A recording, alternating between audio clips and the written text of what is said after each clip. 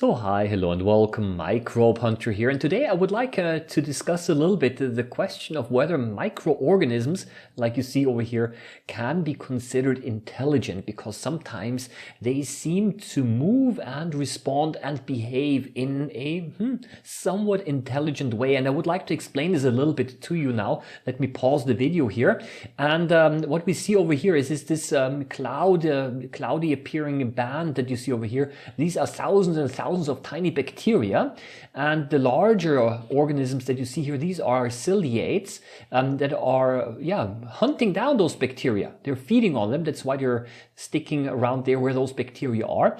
And then watch what those bacteria are doing. They're actually moving, as I'm going to show you in a minute or so. They're moving to the right because they're moving towards oxygen. Okay, and those larger cells, they are moving along with them because that's their food. Okay, and the question is now, is this type of behavior actually intelligent? Well, you're going to actually see in time lapse that indeed they are moving in a seemingly meaningful way, in a directional way. This is now time lapse and a little bit larger as well. And look how the band of bacteria, now you actually are able to see even the individual cells, how it's moving towards the right. Okay, and it's doing that because on the right side, that's where the edge of the cover glass is, or maybe there is an air bubble there, and this is the oxygen. So those microorganisms seem to respond in a very meaningful way to environmental stimuli. And the question is now, is this actually a form of intelligence or not? Okay, and what we see over here is that those bacteria now, they kind of stopped short of this air bubble. So this is an air bubble here with oxygen, and they kind of stopped short here.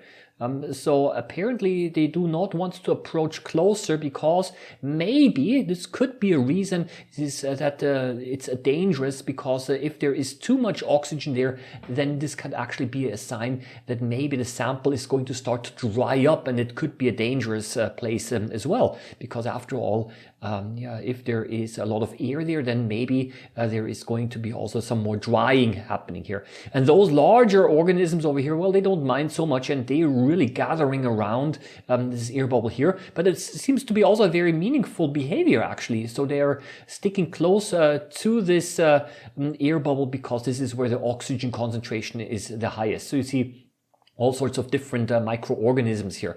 Now this is a paramecium. Okay, I have to move a little bit away here. Okay, here now we see it better. And look how it's moving. It's moving into one direction, and it's reversing because it bumped against an obstacle, or maybe the chemical conditions around it are not quite as good. Yeah, and so it's kind of testing out the environment, and in a seemingly meaningful way. This here is a rotifer. It's a multicellular microanimal. It's doing a similar thing. Yeah, so it's kind of testing around the area, and it's kind of searching for food, maybe also trying to move towards oxygen. When the environment is not so suitable, then it reverses direction again. Yeah, it all seems to be quite almost intelligent behavior. Okay, and this here also a single-celled ciliate, and look what it's doing. Yeah, it's trying to eat this huge cell over here, some food. Apparently it must know somehow that the food is of appropriate size. It must know that it's a suitable food in the first place, and look what it's doing. It's completely sucking it in now. Okay, so it was actually hunting for this food here as well. Yeah, it seems to be all very goal-directed, and what we have over here is an amoeba as well, an amoeba trying to now encircle and engulf some food which is in the center. I think it then discovers it's maybe a little bit too big or not suitable, and then it continues to move on a little bit, so it also seems to move into this downwards over here, but then it decides, well, actually maybe that's not the right place to move, and another pseudopod, that's how these extensions are called, it now moves into the other direction as well. Yeah, so it's also testing around and testing out its environment. Seems all very intelligent. Okay, very goal-directed and meaningful. And the question now is this complex behavior, is this somehow genetically programmed, or is this really some kind of form of an intelligence? And what I have to say here is that, well, of course, it's genetically programmed, but I think what the question implies is there something present there which is not directly genetically programmed. I would like to give you, as humans, as an example. I mean, the fact that we have a brain and are able to think and able to learn, well, that of course is also genetically programmed. I mean, that's also in our DNA. But the concept of intelligence as such, whatever that might be, it's a difficult to define term, is something that biologists or scientists also refers to as a so-called an emergent property. And emergent properties are those properties that actually start to appear out of the interaction of many, many units of cells. So for example, the ability for me to think and to have memory and to learn can only be explained by the interaction of billions of individual cells. And the question that we have now is complex behavior that we see in single-celled microorganisms, well, is this also a form of intelligence? And what I would say is, if we define intelligence as a so-called emergent property, which depends on the interaction of many elements or components or subunits or subsystems rather, well then probably it's not intelligence, because we do not have a nervous system in those microorganisms. Okay, they still seem to behave in a very meaningful way, but they do that without a brain and without the ability to learn or to self-reflect in the way that we are able to do that as well. I would like to give you an analogy here. For example, when I do a lot of activity and exercise, then my heart starts to pump faster because it has to supply the body with more oxygen. Is the heart actually intelligent now? You see, it's a physiological response, okay? And it is a meaningful response, but it actually, we would probably not refer to this as intelligence in the way that we understand intelligence, in the normal way. And this actually also makes it a little bit difficult, because the term intelligence actually is also kind of, has somewhat different definitions, whoever you ask, and it also has changed its definition over the course of history a little bit. Yeah. So I think one of the problems that we have here is, as well, is that we're using the word and the term intelligence without having first properly agreed on what it actually means.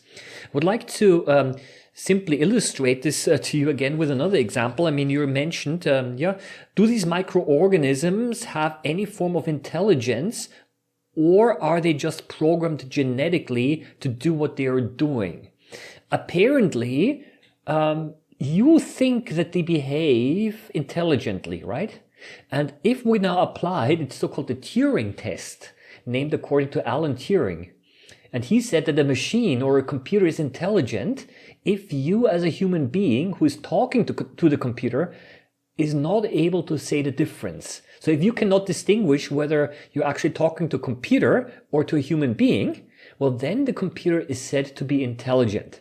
So the question is, according to Alan Turing, not is the system itself intelligent, but do we as humans think that it's intelligent or not? And if this is the definition of intelligence that we use, and if we're not sure whether those organisms are intelligent or not, or whether they are simply genetically programmed, like in a strict program to do, or whether there is a certain degree of autonomy. If we're not able to distinguish that, well, then maybe by this definition, they are intelligent, okay?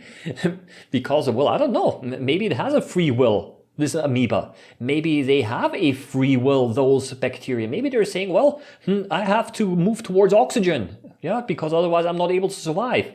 Yeah, and that's why they're moving there. Maybe those little ciliates are saying, well, I have to be there because there are many bacteria and that's important food. Well, they're probably not saying that, obviously, but I don't know, right? They behave meaningfully, so maybe if this is the definition that we use, they are intelligent. But I think you see already here that this is probably not a very satisfying answer either, because this would be kind of stretching the definition of what it means to be intelligent, because we do not want to ascribe a concept of intelligence to organisms who are just only responding in a pre-programmed way to environmental stimuli. Well, and of course this begs the question, maybe it's the same for us human beings as well. Maybe we're just only a little bit more complex in that sense. But what does it mean to be intelligent? A form of self-awareness, the ability to self-reflect, the ability to learn. How much are you able to learn? Or should you be able to learn to be considered intelligent? All these things are, of course, interesting. And we see that the question very quickly becomes a question which is philosophical, metaphysical, and I would say that maybe before we ask the question of whether microorganisms are intelligent or not, let's first agree on what we even mean when we ask for intelligence. What does it even mean, the word intelligence? Maybe if we can agree on what this word means first, I think then we have already made quite a bit of progress. Well, I would like to hear your opinion on this. I know I did not give you a very straightforward answer, but very often answers are not straightforward, and sometimes I consider questions more interesting than the answers. Let me hear your opinion, okay, in the comments section below. Do you consider those microorganisms intelligent because they respond in a meaningful way? I would say also evolutionarily determined, in an evolutionarily determined or genetically pre-programmed meaningful way. Is this already intelligence or not? Or is intelligence more a gradient, a gray zone? Or is it simply a binary thing, intelligent or not intelligent? I'd like to hear your opinion, okay? Well, I'll leave it at that. A little bit food for thought. Happy microbe hunting. Okay, see you around next time. Bye-bye.